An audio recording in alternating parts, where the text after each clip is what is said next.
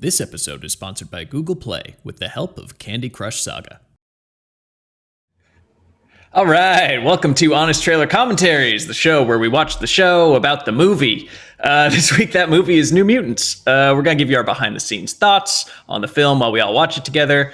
Then we'll play some deleted scenes and outtakes. Then, we got a special treat for you. We are going to release the unreleased New Mutants Joe set visit. We are going to crack open that time capsule, see what Joe's looked like in 2018, 2017? I think it's 2017. 2017, yeah. So long-awaited debut. Like Arya Stark in this movie, we will see what they looked like way back when. Then we're going to respond to comments and questions from viewers like you. Tease next week's Honest Trailer, and that's pretty much all she wrote. If you didn't see the intro, this episode is brought to you by Google Play. Click the link in the description to satisfy your gaming sweet tooth with Candy Crush Saga and download now. With me, as always, are two bears. One represents all that's good, and one represents all that's evil. You be the judge which one is which. Lon and Joe, thanks for coming. You're much better at reading the sponsored tag than I am. Oh, good. Well, you're both great. I'm a Candy Crusher myself, so I have that extra bit of enthusiasm. It's taken the place of Quibi, in my life.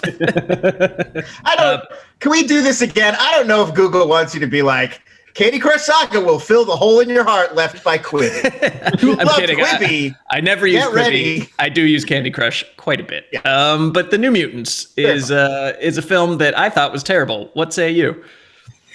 Terrible. Yeah, man, this was rough. The only silver lining and bright side that I'll give to New Mutants is that we watched it together, and we haven't gotten to do that in a long time for something, and that was nice. But yeah, that's fun. Yeah, we Mystery Science Theatered this one. We did like a Zoom call where we all press play at the same time, and it's not good. This is a dog shit movie. I'm sorry. I think what bugged me about it, though, was it's not like some movies are bad and it's like, well, this was just conceptually, it's just a dumb idea for a movie. But like, this is a good idea for a movie. Like, I like the idea of taking the X-Men world and giving us this very different perspective and doing it with a different genre like horror and putting it in one location. Like, this could have worked. It's just the execution is just like fumbled from minute one. Like, it's just not a good way to do this good idea otherwise for a movie, I thought. Yeah. I mean, if movies are at their best when they're like at the intersection of plot and character, I feel like this had no plot and no character. I couldn't hang my hat on like the protagonist, like your way in, Danny Moonstar, is just giving you nothing to me at least. And then all the other kids also seemed like newcomers, like they were all sort of meeting each other. It seemed like nobody really had any grounding or reality in that situation. It was just a bunch of kids thrown together. Yeah, it was really bizarre. Just, like you said, there was a way to do this movie. Like there was an interesting premise, but I think they didn't hit anything that I think they were trying to do. It was like, okay, Danny's going to be the odd woman out, this new person thrust into this weird situation, but all of them are asking each other introductory questions too. And it's like, you've been in the asylum for a minute, I think. Like, wouldn't you have already asked Sam if the mines were scary? Like, you would have already asked him that. It's very confused about stuff like that. I mean, I think, and it's sort of what Spencer was saying. We were saying this while we were watching it the first time. They're not motivated. The characters are not properly motivated. Like, I feel like they were like, well, they want to get out of this place and they're trapped by this bubble lady and they can't. And like, that's not good enough. Like, even a prison movie, there's got to be like a reason that the people who are in prison need to get out or want to get out. Like Cameron Poe's not just trying to get off of Con Air because it's a bad plane and he doesn't like it. He's got to get home to see his daughter. My daughter. And that's what I think this was missing. Is like Danny wants to get away, but like her reservation's gone. Everybody she knows is dead. It just feels like she's just like. That's a good point. Everybody else, like, it seemed like they believed to some degree that they belonged there and belonged separate from society, that they were a danger to others. You got to dangle something for them as far as the breakout goes. Maybe it was joining the X-Men could have been a good carrot. Sure. For the audience. And it felt like they were going to do that. Like they were already hinting like there is this other place that's a school that's a lot better for mutants. And I thought that's what it was going to be. That like, oh, we got to go find Xavier But no, there's nothing. It's literally just, well, this place blows. Let's get out of here. And then you find out that Anya Taylor-Joy can teleport. And it's just like, that's it. There's solutions. Yeah. Been there from minute one, baby. What are you doing? Yeah. Well, I mean, Lon just dropped. Stop watching Buffy and stop watching Buffy and get out. Thinking with portals. Yeah, you know, I feel like there was a way to do this like actively. They all get brought in as new people because their families were like, you need to get out. We're having you committed to this place. Horrible things start to happen to them as a group. You know, they're like, okay, we got to break out. We've got to go find safety because they're doing horrible things. Third act twist, it's Danny's own fault or, you know, something. But yeah, it was just, we sit around, we watch Buffy. It happens for a minute. And well, then the whole thing is Act 1, like character introductions. Just throughout the whole film, it never quite gets its hooks into you and starts moving because there's 5 kids, and I think there's 5 scenes, sequences, like long extended sequences of like exploring who they are and their backstory. And then it's like, well, we're 50 minutes into the movie and we've just finished meeting everyone. How about a bear? How about a bear? Can I interest you in a smoke bear? Does that do anything for you? You can do that in a pilot, but yeah, it's not a movie. It's very counterintuitive because this is, now we know, they didn't know when they were making it, but now we know this is going to be the very last Fox X-Men movie there is. Yeah. And yet it still has that franchise launch syndrome, I feel like, where you feel them holding back because we got to set up Mr. Sinister and Essex Corporation, all this, but we can't find out who Dr. Reyes is working for. Keep that under wraps for part 3. And it's like, screw you guys. Like at this point, this is like the 50th movie in this. Just give us the good stuff that you have. Don't hold back now. That to me is the problem with the whole franchise. And it sums up the entire franchise, that they were constantly just like making a pilot for the X-Men. Like they never knew what they wanted to do. They never knew what direction they wanted to go in. We met some mutants, then they rebooted those mutants, and you know, and so on and so on and so on. And that's why we have the joke where it's like, this felt like, you know, the 4th best comic book movie of 1995, because there's no energy difference to me between this and 2000s like X-Men, just in terms of like, here's the character. Obviously that's a better movie, but just in terms of like spectacle and like plot and the thing where they hold back, they're like embarrassed of the comic book roots where they'll wear their normal clothes. They won't use their superhero name unless it's like in a weird illusion. Oh boy, she's magic. Duh. What are you, some kind of cannonball? Flashbacks.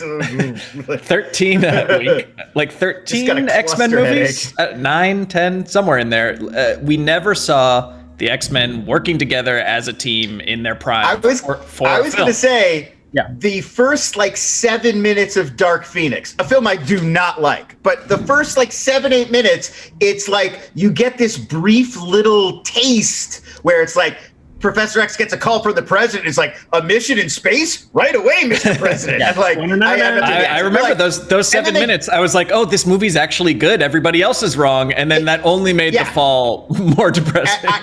During that, when they're like blasting into space and there's like doing banter and the shuttle is going up, I was like, for a brief moment, it feels like the animated series. And you're like, they finally got us there. After all these years, finally, it's the team is together. They're not breaking up. They're not coming together. They're not forming. It's not been 10 years and they all hate each other now. They're just the X-Men and they're on a mission and they know each other. And it's like, oh, this is perfect. And then they lose it immediately. Even in this movie, when they're like, they want us to be X-Men, I was like, do you even know what that means? Like, also, your power is to turn into a dog. They don't need you.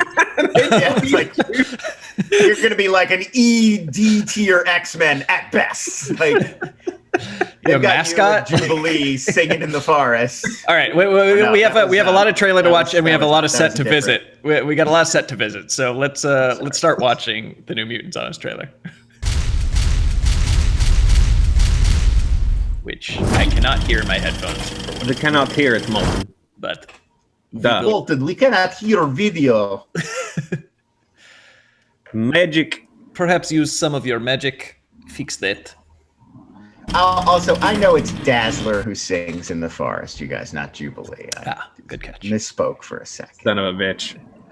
I was already You're gonna get mad at me for that one. I had to jump in.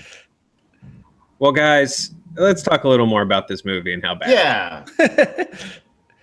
Pretty bad. Delayed again to avoid there dark we go. Phoenix. Yeah. That. Just roll it from there. It's fine. They've seen the rest of it, though. The audience could hear it. Oh, nice. They know the band. Lucky you. You're the ones who matter. Yeah. From Yes. 20th Century Studios. Okay, that just looks wrong. Comes a film that was set to be released in 2018 until it got delayed to avoid Deadpool 2, delayed again to avoid Dark Phoenix, delayed again after Disney acquired Fox, delayed again thanks to the Rona, and after all that buildup and anticipation, looks like the fourth best superhero movie of 1995. Pause. First of all, I love that we found John is a very flexible voice, but it used to be John saying something there. Maybe that's in an outtake, but we decided to just go with this random effect that Kevin found of just two people clapping, which felt the most appropriate. And I think that's a solid list of 1995 horror films. Honestly, I think we're being unfair to the return of Durant, Darkman 2. Agreed. Like, this is a solid number 5. Like, let's if I'm being fair, I would honestly go, if I was doing this list for real, Batman Forever number 1, Tank Girl 2. I think 3 is Darkman 2, 4 Stallone's Judge Dredd, 5 New Mutants. That's my list. Fair enough. And Stallone's Judge Dredd just getting knocked down for Rob Schneider. If he wasn't there, maybe even in a play for 2. And if we're counting shows at all, I might knock New Mutants out for Fox's Mantis. I missed Mantis. Was that the guy he was in a Old suit? man stuff. Yeah. He was like an inventor, though, right? It was an Iron Man-ish thing. Yeah, but a bug. But a bug. Right. Yeah. The proverbial mantis, if you will. Yeah. Anyway, honest trailer for Mantis. Let's go. Keep going. The New Mutants. It's been a long, strange trip at the movies for X-Men fans. From good to great to bad to worse. Learning. Now, roll the dice and enter a virus-filled theater to see what kind of experience will bring the Fox era to a close. Then watch them crap out like the last turd in a dump before Kevin Feige can flush the whole thing down the toilet. Pause. So I think it's safe to say, with all the delays and the circumstances surrounding this movie, that Disney didn't want anyone to see it. I mean, I think that's perfectly fair. If you paid for it, fine, but they would rather just take the loss than have this further tarnish people's excitement. There had to be someone on the Disney end that was like, can we just tell them it's bad so that people stop screaming at us to put it on Disney Plus or this and that? Can we just say that? Put a big banner up at downtown Disney, don't worry about it. It sucks. It's fine. Just go get a cupcake. The telling thing was that there was all these rumors of reshoots, right? And the director came on to say, actually, there weren't any, which to me feels like Disney saw it as a lost cause, because they do reshoots for every comic book movie. They're like, we got to tweak this. We got to make this work. Let's add some more of this here. And they're like, you know what? There's no saving this. Just put it out as is. You also have to bear in mind, these companies are so desperate for anything with a title, with a star that's high profile to put on these streaming services. They're losing billions by taking Wonder Woman and just be like, we need people to watch HBO. Just today, HBO announced that Industry, this high profile drama series they made, they're going to dump the full run this week on HBO Max instead of letting it play out on HBO, because they're like, Thanksgiving, please watch us. And so even in that environment where it's just anything, just throw it up there, they were still maybe we'll put this out next year. Maybe we're still deciding whether it should go to Hulu or nowhere. This movie was so rough that Crackle exclusive. Yeah, they were like, this might lose Hulu subscribers, and we don't want that. It was literally they didn't even want to do that for a day of play about whoa, hey, Arya Stark is in a new X-Men movie. Let's watch that. Nothing. No.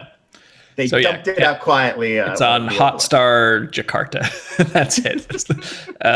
This isn't on Disney Plus, right? This isn't on Disney Plus? No? No, I believe it's on Hulu, right? I don't think it's anywhere yet. I think they'll drop it on. No, it's not there yet, but I believe it's going to come in the next month or so to Hulu. Yeah, it's not going to Disney Plus. I know that. Yeah, no, it's never going to Disney Plus. They're disavowing it. I believe Hulu is going to get it down the road after a VOD run of a few weeks. Okay, well, bated breath. I believe so. All right, keep going. Meet the New Mutants, who you'll come to wish were some kind of Suicide Squad. There's Sam, the Kentucky boy with the personality of a coal lump. You know, I had to go and work in the mines with my dad. Had to drop out to work in the mines with his dad. What's the coal for? My dad gave it to me. Roberto, Pause. Joe, you be the judge. You're a Kentucky boy. How do you do with that accent? Hang on, let me find the coal that my dad gave to me when I became a man. It's around Is anybody here else somewhere. picturing Vince Vaughn and John Voight from Zoolander every time he talked about his dad in the coal mines? That's an every alternate time I story. flash back to them in that bar. No, well, we were more on the agricultural side than the mining side. So here's the pine cone my dad gave when I became Down in the pines. Down in the pines. It's just a full barrel of bourbon. Hey, was it scary down in the pines? It was. Here's the mason jar full of bluegrass my daddy gave to me. He gave me this a bucket full of dip and Mountain Dew. I'm all hyped up on Mountain Dew, Chip. I love Sam Guthrie so much. He's one of my favorite X-Men characters. Obviously, he's from my state, you know. So I love him. I love Paige Guthrie. I think they're awesome characters. And you know, to be fair, Sam was kind of a weird, like, I don't know, wimp when New Mutants dropped, and he had a long arc over the comics of becoming a man and, you know, stepping up and being a leader in the X-Men. But man, he's just, I mean, they're all a whole lot of nothing in here except Arya, who is doing her best to like hold this thing together, I think. But yeah, a couple of mentions of how scary it was in the mines, and then he tetherballs himself, and that was kind of it.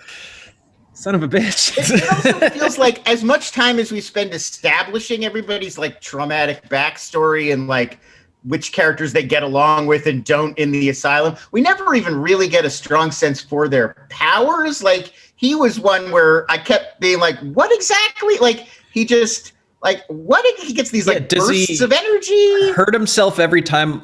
Like, does he have to hurt himself every time, or they're like he's doing that on purpose? Like, I was confused. What they were trying to do with that? He just like propels himself like a cannon. Like he just launched. Right. He's invulnerable in the comics in that state, and so I guess the implication is he just hasn't mastered going fully in that cannonball state to where he would be invulnerable and can just bounce off stuff completely without being injured. That's what I take from it. I was kind of confused. I mean, obviously, Danny, you're sort of supposed to be like she's figuring out what her power is, so I put that one aside. But I was kind of confused about the Brazilian guy's powers and Sam's powers, and then I think they're just purposefully like Anya Taylor-Joy's powers are like, nah, it's a magic. It's a grab bag. It's whatever we need for this scene. So let me walk you through. Sunspot's powers were to put the movie over budget.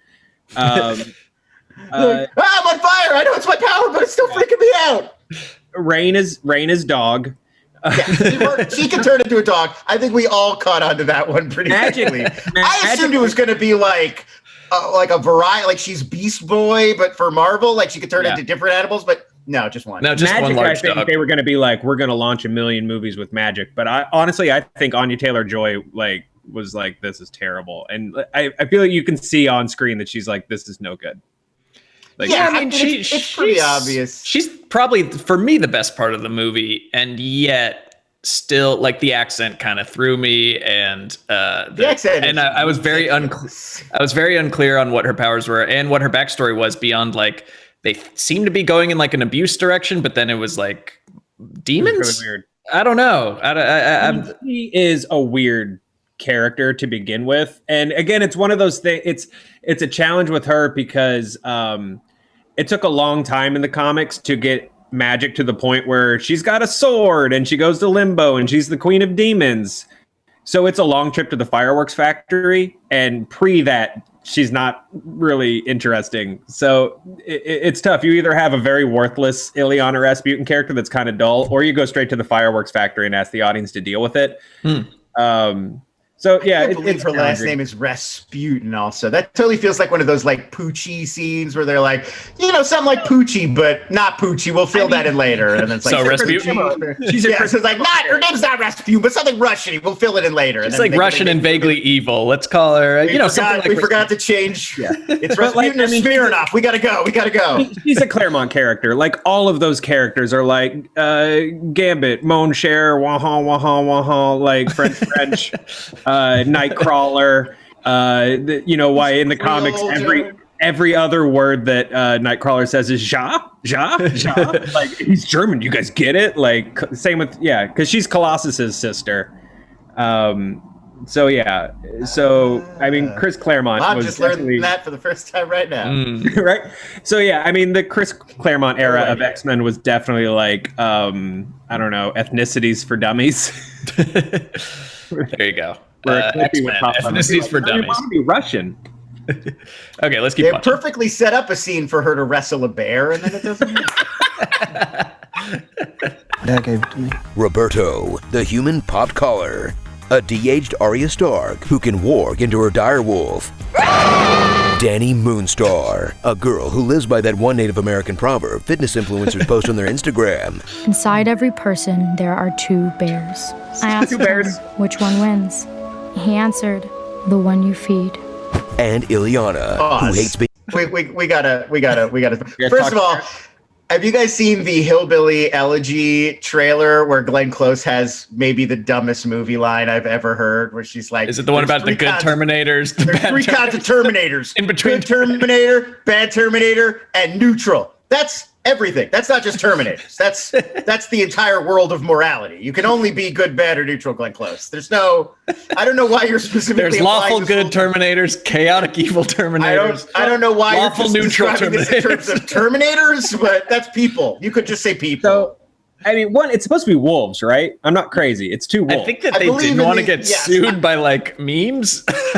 I believe in the fitness inspo world, it's usually wolves. Yeah. So the other. But they had a wolf already. Arya's already the wolf. We need a bear now. When we did the set visit, wolf, bear. Dog, wolf, bear. So when we did the set visit, a reporter asked the guys who wrote and directed it. They were like, "Hey, this is so cool. Danny Moonstar, such a cool character. You're bringing like a First Nations actress in to do this character so important to a lot of people. Like, are you really like digging into that side of the character, her heritage and stuff?" And they were like, I mean, not really. But they did bring in. At least they were honest. Listen. But look, there are tried to BS you. I feel like there are four things that like white people remember about Native Americans because we're racist: TP, maize, the two wolves / bears, and horrible nicknames to call them. And they put two of the four in. Various sports teams. Yeah, I think they Googled Native American proverb, and that's literally the first thing that comes up. Yeah, 100%. I actually do think that's what happened. Like, this literally feels like it was 10 minutes of what's up. I need some kind of thing her dad said to her that feels, native-y. And then they don't stop saying it. So much bear stuff because I think they think they're being clever because like an actual bear is going to pop out. It's just like figure out what community she's from, like come up with one, and then spend a few days, like read a book about what that community believes, and then try your best. It doesn't have to be like philosophical, like it doesn't have to be a complete cosmology, but like put a little bit of effort. Well, and that sounds much harder than just saying two bears and calling her Standing Rock. It's really bad. That stuff is really bad. They should have done anything else. Can't wait for their adaptation of The Stand. Oh boy, keep going. And Iliana, who hates being trapped in the facility, but since she can teleport, must be sticking around for the racism. This isn't the hospital, Pocahontas. Don't know how to grow weed, do you? No. What kind of Indian are you? Hey, Standing Rock. You want a buffalo wing? Pause. Choice. That line, that sentence. What is that sentence? I think that is the sentence that Anya Taylor-Joy saw in the script and was like, what have I signed on for? Why am I doing this? Standing Rock, do you want a buffalo wing? what that combination of words has like stayed in my brain. No one has ever said, hey, it doesn't even make sense. It's just like a collection of vaguely racist terms. Like, no but one has ever even offered a buffalo wing to someone. I guess it plays real as like if you asked a Russian person to make fun of Native Americans, like they wouldn't quite get it right. So I guess this is the point in the movie where, because it's sort of like if there were only like 5 of them and they're stuck in this like weird, creepy asylum from hell together, like I just don't feel like this would be the dynamic, like hanging out, snapping on one another in like the break room. Yeah, like, there aren't enough people for clicks. Like you need more than 5 point in the movie. people. Exactly. It's like you're trying to do the Breakfast Club, but if that detention room was like, the library's in a void in the middle of nothingness. Like, no, Shermer High School is out there. Like, there's a whole high school full of people. Like, at this point, Mutants, I think I still thought they were in a whole facility and we were just meeting this one group. Yeah. I just think it's really weird when you discover they're the only ones. That they would band together in solidarity. This would be terrifying. From a purely like, from a writing point of view, because I know someone will be like, oh, they get worked up by anything, virtue, SJW. From a character writing point of view, like if in the Breakfast Club, Emilio Estevez's character in black, and Judd Nelson spends the whole movie calling him slurs, like there's no redemption for that character. Like just because he turns nice at the end, he's still just been calling someone racist slurs the whole movie. And it's like, at the very least, Danny could give back. Like this person who's making fun of you for being Native American talks like Natasha and from Rocky and Bullwinkle. Like, just throw it back at her. Like, oh, you sure you don't want some more vodka, Stalin? Like anything. Like, why isn't she there? It's not a give and take. It's literally just like we're dumping on this one character, even though everyone is a ludicrous ethnic stereotype. It's weird. It's a weird call. It's very strange. Do you want one of your American buffalo wings? Like, Duh. Anyway. That was my bit. I did think a good starring for Anya Taylor-Joy would have just been that, like, duh. Every motion sense in every movie. It was just such a weird choice to be like, she's a good person. Like, I don't know.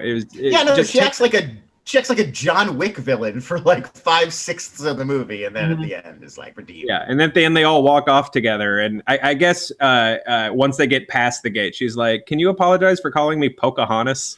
Like, duh. Okay, keep going. Experience a superhero movie that redefines low budget, where they barely even use their powers. Use your powers!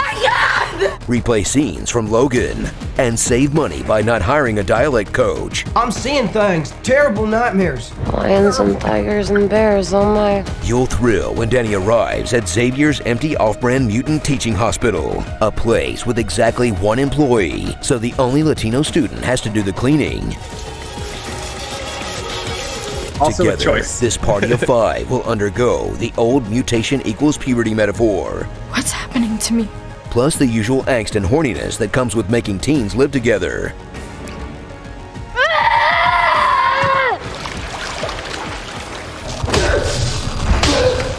All while the evil Dr. Reyes undergoes her sinister treatment plan, telling them all to chill a bunch of times. Get some rest, okay? This will relax you. Relax, Daddy.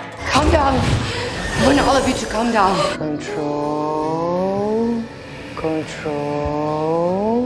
and control. Okay, is Pause. anything extra? Now, this was supposed to be Rosario Dawson until she probably read the script or something, or invented some conflict. I don't really know Reyes. Do you guys know her from the comics? Because I'm told she's a cool character, but I'm not seeing it. Yeah, she's like sorry, I'm trying to remember exactly. She's like a doctor who gets dragged into their world. And if I remember correctly, she's never like a full-time X-Man. Like she goes on an adventure and she's like, this is insane. But like lives near Westchester. So if they ever need her, like as a, if someone has can't heal factor 8 bullets out of their body, like she shows up to help out. Okay, got it. But she's like ultimately she's a good person. So it's another example of Fox just being like, we're going to, and or even like Transformers, just being like, we're going to take the name of something, and we're just going to kind of put it on something different. Right. But if they're missing a crucial scene where we establish what the cover story is. Like, there's no, here's what your treatment's going to be. I'm your doctor, Dr. Reyes, and here's what we're doing. Like, there's no front. It's always just like, hey, you're here. I'm going to treat you. Calm down. Like, there's no explanation for what she's doing or why they're there. Yeah, it's just like, we just jump from, hey, you're here in this weird facility to, all right, hang out in the break room watching Buffy with your new cell. Like, there's no... Like, what are we doing? It was very here? vague because, like, so she's. Process? I guess in retrospect, she's like sifting through or being ordered to sift through these mutants to find like potential killers, right? But what about? And does she just kill everyone who doesn't qualify, or do they actually get to go live on a farm somewhere? She was turning them into more effective killing machines, except for the ones who were too dangerous, which she just had to eliminate. Which is a very silly. That was my presumption.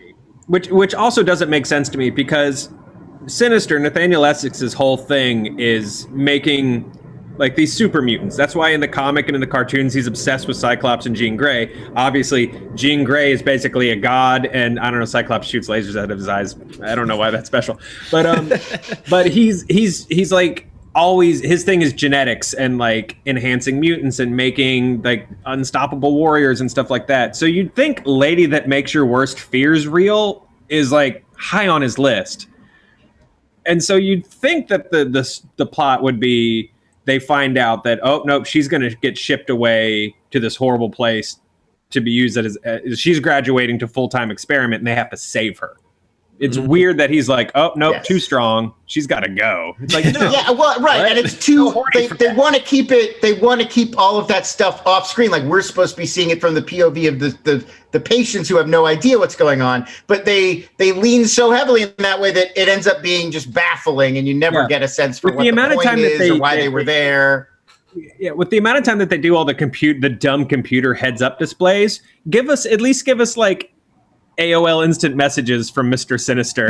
Yeah, right. That's what I felt like. I felt like they didn't want to show him because they're like, well, we'll get Bryan Cranston, but we'll do that in 2024. Like they didn't want to spoil the reveal of who's going to be. Yeah, give me like the fringe off his jacket or something, and then have you John Hamm's voice or something. Right, but now we don't have give us like Dr. Claw, where we see like his elbow in a chair. Like, I'll get you next time, magic.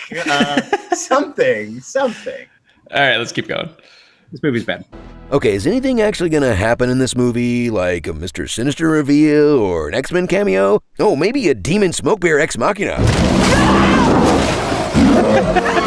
Okay, the last one was a joke, you guys. What the f*** were you thinking? Do you like horror? No? Good. Neither does this movie. Ooh, scary. Are you scared? No. But every 20 minutes, they'll remember It Was popular ones, so they might as well try some childhood trauma hallucinations, where each mutant gets a PG-13 spooky flashback, but without the scary clown to make it all work. And that's the movie. They meet up, learn about each other's fears, then a bear pops out. You might as well watch Buffy instead. They certainly do.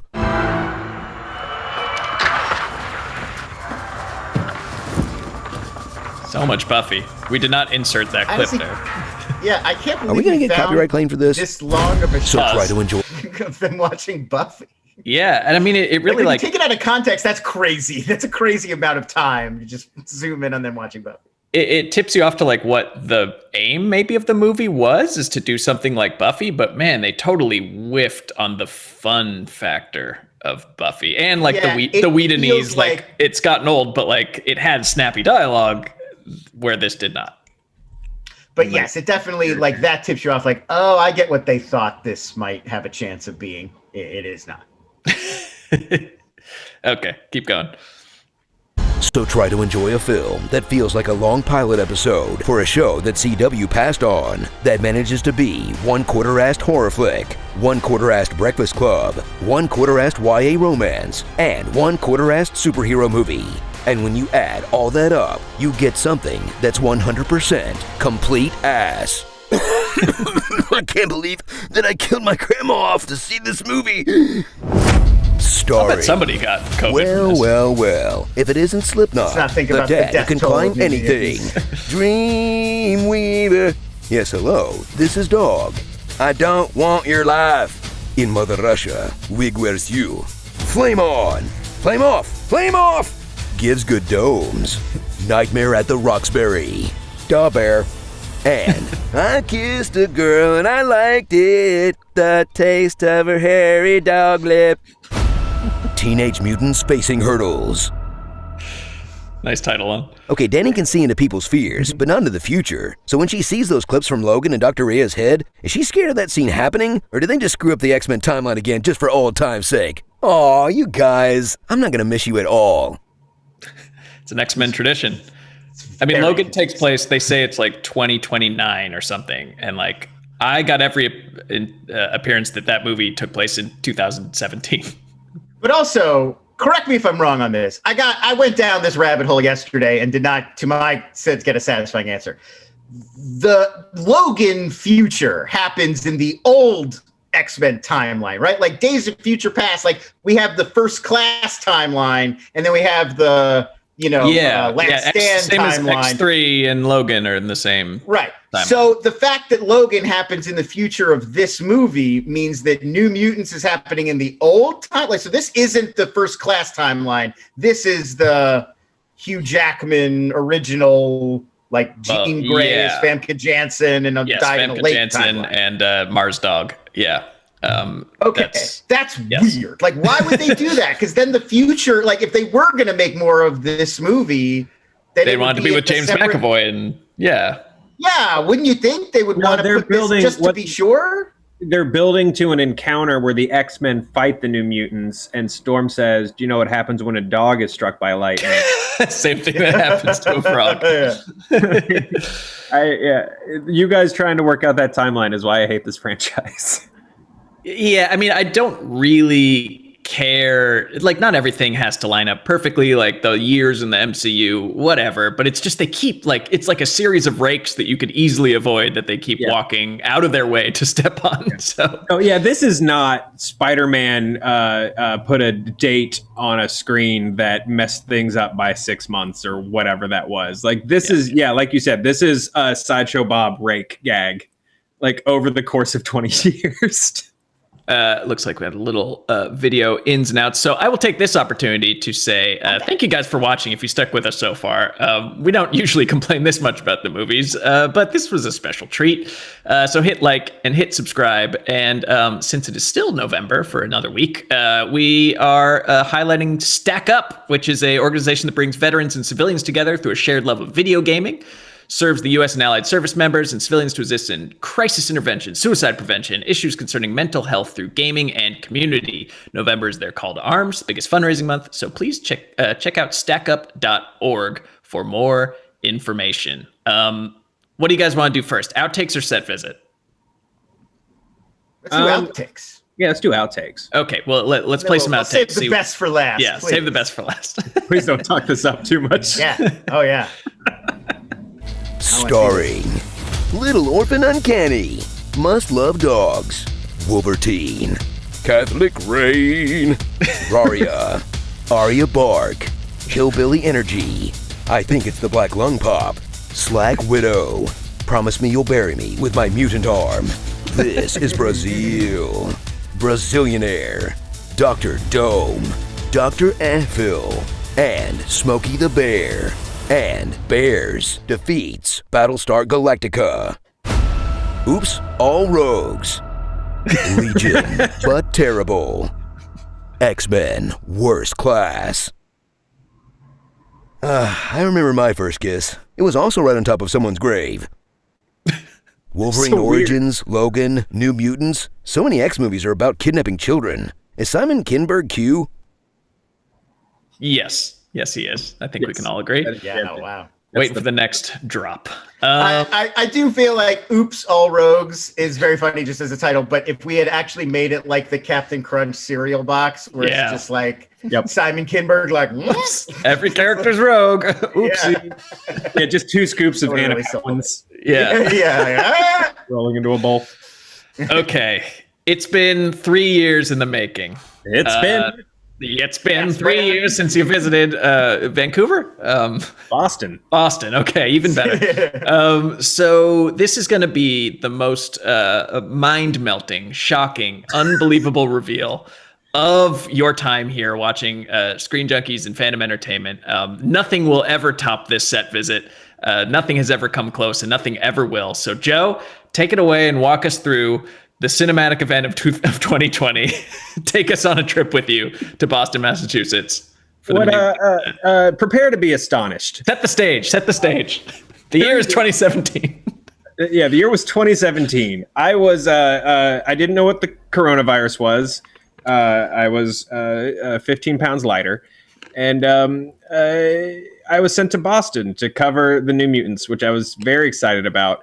When I asked Defy, how will I film it? They said, with your crappy Samsung Galaxy that's already 3 years too old. And I was like, this thing? And they were like, yes, we're Defy Media. We don't have money.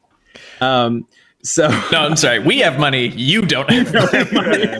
Listen, those funds are being embezzled. So I was like, can I have a camera? And they were like, are you Smosh? And I was like, no. And they were like, no. So I went to Boston, and really my only directive was to convince Arya Stark to say that she'd be in the next Game of Thrones Honest trailer, which I did and then felt gross about. So I have not included it in this. So this is a series of like pictures and I don't know, clips. So if you're interested in seeing an actor do multiple takes of yelling at a demon bear, enjoy. I can narrate over it. Yep. Here's Magic going at that's the monitor. Was she being given direction like there's a bear? Okay, the bear's yelling. Yeah. They were like, yeah, be mean to her. Her face is turning into a smiley face. He just went rook to pawn 7. Oh god. Oh no, Queen's Gambit. Yeah, there she's yelling. She got really upset about it. Oh, you're going then. Go. There's me.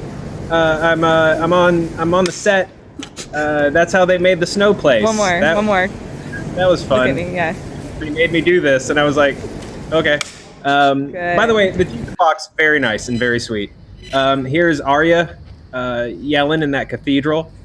We weren't allowed to shoot any of the cathedral because there was a giant fake demon bear, and they were like, yeah, you can't shoot that. And I was like, what can we shoot? And they were like, our tech team has a ping pong tournament going on. And I was like, cool. You could go hang out at Video Village. You're like, that's just a computer monitor. Like the whole thing definitely we all felt bad because every now and then they would drag an actor over to us who you could tell was like mid sandwich. Yeah. You know, like mid lunch, who was just like, fine, I'll talk to the nerds. And I felt so bad for them. Did they keep their dialects going off camera? Fully immersed in Hey, Joe, it's me, Sam Guthrie. How y'all doing? And then there were a couple of photos. I don't know if you ended up getting them, Moulton. If not, I'll tweet them. Me with the Lockheed puppet. Yeah, there we go. Oh, okay. There's me and Anya Taylor-Joy with the Lockheed, which I was hoping Lockheed would be real the whole time, and they were just using a puppet as a stand-in. Yeah. You fool. Look at that dope. Yeah, no, gonna be played by Andy Serkis. There's me and Magic. Nope. Those are all her swords, all the different kinds of swords she had to shoot with. That's exciting. Okay. And there's the puppet. And there's her, by the way, the reveal that the puppet was not only real, but just also the same size as the puppet was very funny to me in the movie. You'd think that they were going to do a big reveal and he was a giant purple dragon behind her. Nope. I did think it was going to be a... Nope, he was... I also thought it was My Little Pony. I also thought, not knowing the comics, that it was a pterodactyl until the very end. And discovered that it was were there any other pictures? I don't know. That's what was... Look, I know we've made a big goof over how we could never release a set visit. And the reason we never released a set visit is because it was bad. Oh, come on, Joe. We would have cut it together into something fun. The film never came out. I mean, and the film never came out. Yeah. And then eventually it was like, okay, 3 years later, like this small collection of clips. I think if we put enough dubstep behind that and title it like Brie Larson said what, then we could easily get like 40,000 views. Yeah, easily. On my Samsung Galaxy footage. I had to keep, like every 20 minutes, I had to be like, is there somewhere I could charge my phone? Your camera. Yeah, my camera. Yeah, so there's somewhere I can plug in my rig, you guys, because I got all this gear, all my gear. And yeah, that was that visit. It was very exciting to watch them shoot reaction shots of Magic yelling at Danny and Arya seeing a bear. Bravo. You asked for it, you got it, people. That was truly life-changing, Joe. Thank you. Thank you for finally releasing it. And thank you to Fox and Disney or whoever gave the go-ahead to let that out of the vault. I think that we'll all never be the same. That set visit goes back into the Disney vault. Maybe in 20 years. Hyped. Yeah. Maybe in 20 years we'll bring it back out again. Who knows? The conversation about that, though, is because we were always like, what is the deal with that? Can we really? Because they got purchased by Disney and all that, and then finally our own Eric Goldman reached out to some contacts and was like, "Hey, we shot this 1,000,000 years ago, and like we've been very nervous about showing it." And Disney was like, "Oh yeah, we don't care." Yeah, yeah, they were like, "You could have shown it like a week ago." Basically, they told us when we finally asked. Yeah, what? New what? Yeah, don't care. Don't care. Yeah, new what? New Mutants? Is that one of the country bears? No, then we don't care. Phase 5 is all country bears for the MCU. So nothing about the country bears. Okay. Back to country bears. Some user comments. I know we're going a little long, but let's try to fit some of these in. Before we get into the user comments, I do want to say there was a correction for Lon. We do think in the chat that Logan takes place in the McAvoy timeline because they get the blood samples in Apocalypse. They take the blood samples from him that are then used to make X-23 as the implication. But he's with Patrick Stewart the whole movie. I think that's Patrick Stewart beta. That's the other. But I also that's the other Xavier for what? Yeah. Listen, I believe all of you nerds. I'm listening, and you're all more familiar with all of this stuff. So I'm gonna take your word on it. I just think that's bad because then you have the first class timeline, and like you've set up that it's gonna end horribly tragically for all involved. Like the whole point should have been like we have this new hope of maybe there's a better way forward for humans and mutants. Not like it's all dystopia. No matter where you go, it says mutant killing dystopia. Right, and Days of Futures Past would have happened in the X3 timeline, so it's like, where did that happen? But I guess then they reversed it. Like it's just oh well, now because of your heroics, we get this totally different, also horrifically grim future. Also apocalypse. Great job, team. I'm going to say this before we get into audience comments. I've just been sold on this franchise because it wouldn't be the X-Men without a massively convoluted, dying under its own weight, time travel, shenanigan, continuity problem. It wouldn't be hit the reset button many times. Yeah. Oops, all dystopias. Yep. All right, Zachary. Oops, all dystopias. Zachary Delia writes, that's very Terminator of them to be like, no matter what. Yes, right. No matter what future, it's like, Judgment Day, sorry. Yeah, Zachary Delia writes, 2 more big flaws, maybe noted in deleted scenes. No, we didn't. Sunspot and I think Reyes are meant to be Afro-Latinx, but were not cast that way. And the co-creator's last name is misspelled in the end credits. I missed that. Yeah. I did. Bravo. Yeah. No, that's not in the Afro-Latinx thing. Is not in the movie at all. I don't think. Not mentioned I don't. Well, that's an interesting thing with his character too, is because he's like, you've got your Tony Starks and your rich white dudes in Marvel, and then you also have Sunspot, who's rich as hell, and a minority character, a person of color. And yeah, that would have been interesting. But then in this, they just have him doing the dishes all the time. And it's like, no, he's like he's never touched a dish in his life.